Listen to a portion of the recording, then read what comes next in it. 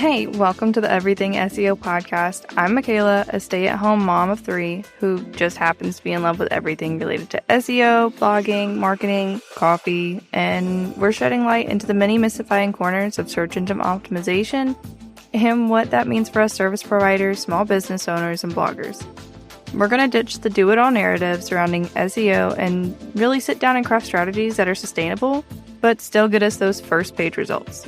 Now let's get cozy, grab your fave sweater and a cup of tea, and let's talk everything SEO. Hello, and welcome back to Everything SEO. We are on another day of interviews, and honestly, this has been so much fun. I love hearing the expertise from other people. It also gives me a mini brain break, so that's great. Anyway, so today we have Felly, and she's going to talk all about content repurposing. And this goes so well with SEO because I've mentioned this before. And actually, if you listen to the past couple of episodes, we have this kind of overarching theme of keeping your brand messaging across everything and just showing up on multiple platforms. And I feel like this is kind of the ideal way to do it. So, Felly, if you'd like to introduce yourself. Well, thank you for having me. Hello, everyone. My name's Felly. I run FDStudio, FDStudio, and we are a content repurposing agency, meaning that all we offer is repurposed content. I got my start as a general VA, like so many other people, worked my way into a whole lot of different positions and jobs, and eventually grew to a content agency and then niche to a content repurposing agency, because I believe that if you're outsourcing content, that repurposed content is the best content. And here we are. Honestly, though, I feel like a portion of what I do with blog writing is repurposing because it's just from multiple different pieces of content to one. So what do you find is the most popular thing to repurpose from? I would say it's podcast or... Honestly, I think it really depends on the person. When I'm working with more solopreneurs, a lot of the times it is Instagram posts, carousels, obviously now reels. If it's somebody that's been around longer or has a team, then yeah, it tends to be more podcasts. I don't see a lot of people come to me where it's blogs first or YouTube first, but that's probably because of the communities that I'm in, that it's more podcasts first. I would say that obviously my listeners are probably leaning towards starting from blog posts because that's something we really lean into, and it's totally doable from that. What would be your introduction to repurposing? So what is content repurposing? I always like to use the analogy of Sound of Music. if anyone knows the Sound of Music, if you grew up on musicals like I did. But when Maria takes the curtains and she makes the kids clothes, it's she took curtains and she turned them into clothing. She changed the purpose of the curtains. And what's a misconception online that I fight with the gurus all the time on threads is that what they would do is they would take the curtains from the living room and put the curtains in the bedroom, and they would say that was repurposing, but that was just redistribution. You just moved them. So if you take a TikTok video and you post it on Instagram and you copy paste the caption, you didn't repurpose it, you just redistributed it. Whatever. And so that's my grief in the repurposing space is you have to actually change something about it for it to be repurposing. And that's where it's taking a blog and turning it into a carousel, taking an email and turning it into real content, and actually changing the purpose or the form or the intention behind it, when you're resharing it. Yeah, definitely.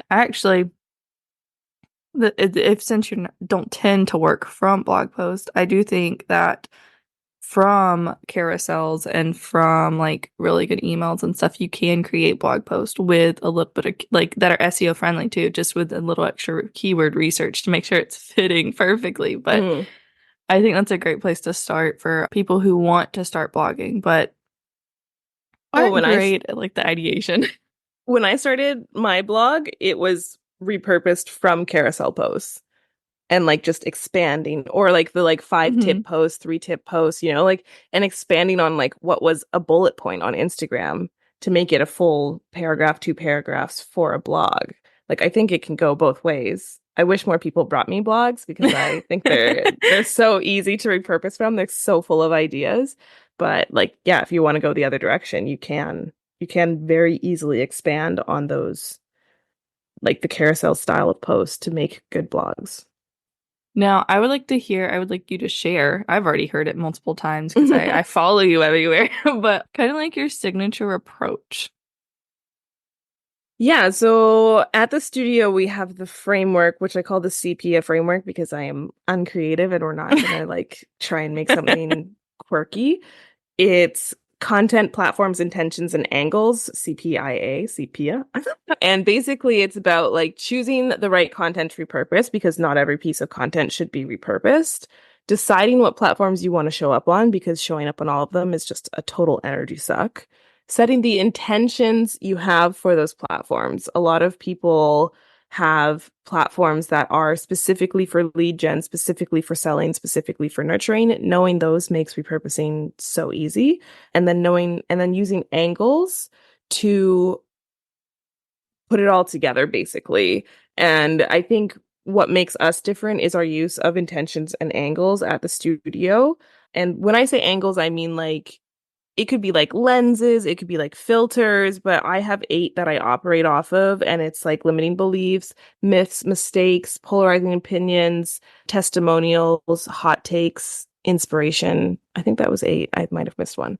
But basically, if you take like the original post, which was a podcast episode about content repurposing, so this is more of like an educational piece of content, and I want to make it a sales reel for Instagram, right? It's like, Mhm. okay, I can take the lens or the angle of testimonial, I can take the angle of hot take depending on my audience, polarizing opinion, right? And you can change the hook, change the call to action, change the like the intention of the entire message. Obviously, podcast is going to get way cut down to a smaller Mhm. snippet, but it's like you can change that intention from educating the audience to selling the audience by being like, this is the part you need to focus on if you want to outsource. This is the part you need to focus on if you're ready to buy or if you are trying to make that decision, right? And so that's my approach.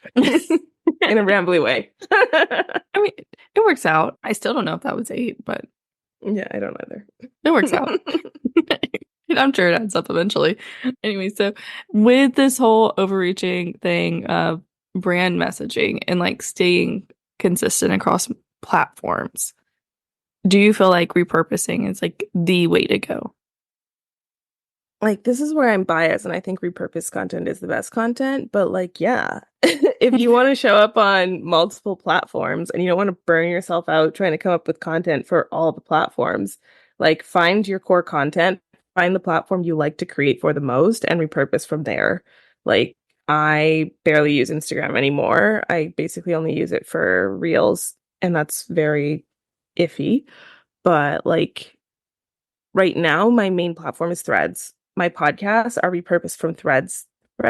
My emails are repurposed from Threads. My reels, whenever I create them, I look through Threads and say, that's a good one. Let's put it as a reel text. Like, like all my content right now is coming from Threads because that's my core content. It used to be my podcast. Before that, it was Instagram. Before that, it was email, so it can evolve. But having that one place where you put like your main ideas, your new content, like the thing you want to expand on or get started with, and then repurposing from there to be like, okay, like this, like Threads for me is a lead generation platform, right? So it's like when I want to go deeper, I share it on the podcast. When I want to be sales specific, I write an email about it. When I want to take another spin at another lead generation, I'll make a reel out of it, right? And so it makes my content creation process really, really easy to have that core content and then be able to just spread it. And my message stays the same, my wording stays the same because I'm taking the same concept that I already shared and wrote, and that's how it works. Like when I work with clients, is I'm taking the words they wrote or the concept they were focusing on, and then being like, okay, like this is how we're going to share it on this new platform because it's a new type of content, and we'll change the words here, we'll change the analogy around, but it's still your message and it's still recognizable as you when new people come across it and come across you on different platforms. I think this is kind of where I look like as an SEO love repurpose content. And I also brought this up multiple times. So if y'all are tired of hearing it, like just let me know. I'm not, not afraid of it. Google did leak like not too long ago, and I feel like it's gonna come up again in the future because this is kind of an SEO podcast. And they confirmed that the documents were from them.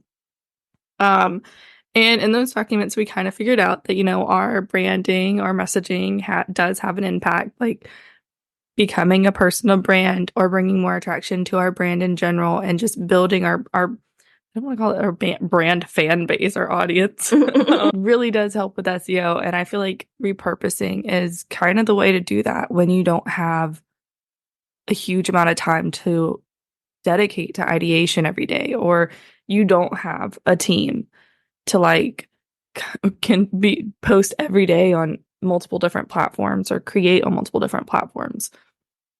Because honestly, every little thing that you share on Instagram, if you're repinning to Pinterest, or well, if you're pinning your content to Pinterest, if you're pinning your podcast to Pinterest, if you're linking your website, your blog post in your podcast show notes, like all of these little backlinks from everywhere help your SEO. Now it does it in different has different weights on how much it is going to help you, but it all does impact your SEO. And so I feel like it's not well, it kind of is like a little cheat code to kind of help you get there versus like doing everything from scratch. So absolutely love it. I've started trying to put your repurposing things into my own little thing.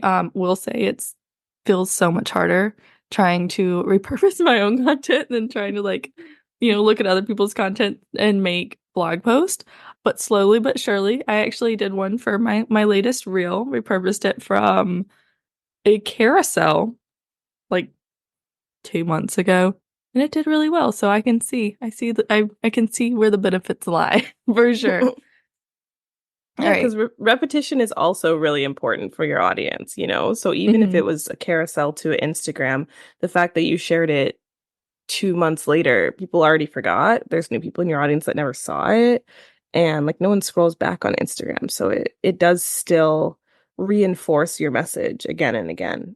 It took me so long to like come to terms with that too. I think you've posted about it quite a few times, and as someone who's been following you for a couple years, Mhm. 3 or 4 years, like I've seen you say, "Hey, people don't care. Like people need you to repeat your messaging. Like it's necessary." And it finally like I was like, "Okay, she's probably on something. I should probably like put this into practice." And I think started just repeating, and nobody said a single thing. Yeah. So I think we're safe. I don't know if they actually would though, but we're safe. I would be shocked if someone was like, "You've already said this." Yeah. Like, yeah, okay. Now, What do you want from me? I don't, to be fair, just a little bring away. I watch a YouTuber, and she's got an influencer series where it's like calling out the BS on influencers. And one of them was a cleaning influencer, and it was like a restocking my fridge video. And the influencer had taken their video and post it like at the beginning, like the August of the year before. I'm so totally wrong with the dates, but they're like months apart. And then reposted the same like restock video just with a different like first intro clip a few months later and was like, I'm restocking my fridge. And it's like, I feel like, and it was like the exact same video. And I feel like that's where repurposing can get wrong. I think she definitely did that wrong Yeah, because she because did. it's like on something like YouTube where it's long form, like people are more likely to remember that. Hmm. Where if she had cut a clip from it, or if she'd like, made a carousel out of it of like my tips for restocking, it'd be very different versus like YouTube where you can see the recommended videos on the side and it would probably have the video that's the exact same, like Yeah. recommended to you below it. And you're like, it's the same video twice. Like, Like oops. because of YouTube's like longevity, I Hmm. wouldn't recommend that. But a podcast, like you can bring back like episodes from season one. I see people do it all the time where they do like greatest hits tours, or like if they're doing a series or something that they bring back old episodes, and that can work really well in that the people are now seeing it new for the first Hmm. time because I mean, like I have 100 episodes on my podcast, right? Like people aren't scrolling all the way back. People aren't re-listening to everything I ever said. So yeah, like pick your platform wisely. For sure. I feel like TikTok could do that too because they show Yeah. videos that are so closely related. And I'll scroll and I'll still see videos from like months ago. And I'm like, oh my gosh, this is hot news. And then I'm like, wait, I'm way behind the curve. This Yeah. is like last year, but Yeah. it's Same fine. like TikTok and Reels. I always check like when was this actually shared? Mhm. Because so many times they're like, do this right now, and you look at it and it's like this is like 6 months old. Okay, do I really need to? Yeah. I hate when I end up with one and it's, they have a sell in it or like an offer in the caption, and I'm like, oh my God, this is perfect. And it's like, oh, this was a time limited offer, and you Mhm. cannot, you can't This no actually longer get this right now. exists. And you Like, can't find it anywhere. great, love it. I was ready to hand you my money, and Mm. no, I can't. But I think we covered a lot today, and I think it is definitely enough to get people interested and have a good understanding of repurposing, which I think is important. If there was like one tip or like a next step that you would leave people with, what would it be? I would say to really get clear on your intentions and angles because chances are you're already clear on your platforms and the content. You already have a lot of content created to be repurposing from, especially, I don't know when this is coming out, but especially like if you're in the summer and you want to like relax this summer and not work full time, like being able to repurpose your content so you don't have to create everything from scratch is a great way to enjoy your summer more. I have a private podcast that Michaela will put in the show Yes. notes, and it's called Turn One into 10. And so it does go through day by day, like the CPF framework, day one, day two, day three, day four, and it'll help you work through your own intentions and get clear on them, and then show you the different angles that we use at the studio and how you can be using them to repurpose your own content if you're someone looking to DIY it. And I know I have a lot of moms listening, so this is a great practice to use when you know that you have holidays coming up, or, we're going to have fall break in November. We're going to have our break time in December, and we've already passed spring break, and we're a little bit into summer break now, so it might be hard to get started. But like if you're trying to make school, like those first few weeks of school, maybe a little bit easier where you're getting back into sports and you're starting to have to take your child to school again. I know I spent 3 hours a day driving when my littles went to school this past year. Hopefully we can cut that down to two. That's the goal. But I spent quite a bit of time in the car. And I would create content in the car, and then I would save content that I knew that I really liked. And the idea was I was going to come back to it, but I didn't. But you should actually do that, is save it and then come back to it and then repurpose it when you do have time, because that's another time saver. But Felly, if someone wants to work with you, how would they do that? There's two ways that we work with people at the studio. We have the remix, which is content ideation. So you send us 10 links to existing content. We send you 100 custom content ideas. And it's all like laid out in an Airtable base super beautifully with like prompts and your intentions and the offers that you're focusing on so that you can organize it based on how you want to create. And then we also do done for you content where you send us your existing content and we create the content that you want created for whatever platforms you're working on. The only thing we don't do is design because like that I literally can't.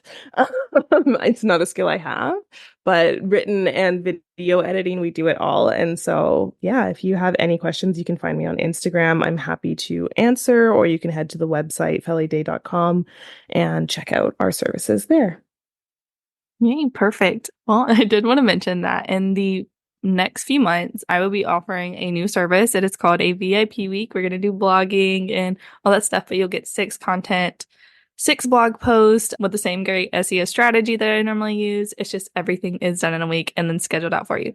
One of the cool things I wanted to add and offer with the service, and we're just going to kind of test it out to see if this is something that you're interested in, but I definitely recommend it, is that from those blog posts you can opt to have kind of like a mini mix with it, and Felly will put all her greatness into it that she normally does as well, and you will get 60 content ideas, content prompts to go along with your blog post so that it can help you repurpose them and make your content go just a little bit further. So I'm very excited about that.